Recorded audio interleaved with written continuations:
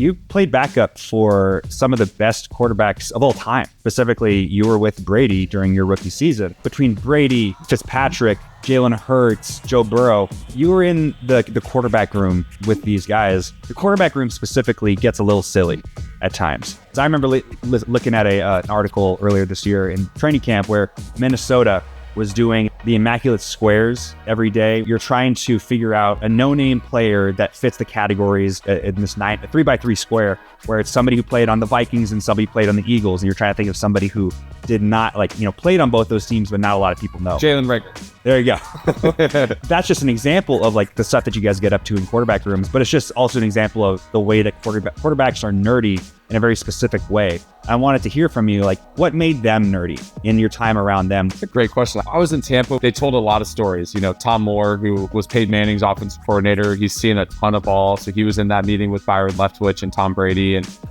Clyde Christensen, the quarterback's coach, was with Peyton while they were there. So it was all football. All they could talk about was this play and that play. And do you remember this game? And we beat you here and you guys beat us there. So it was really cool to listen to them talk about that, especially I grew up a Colts fan and Peyton Manning fan. So those guys were cool.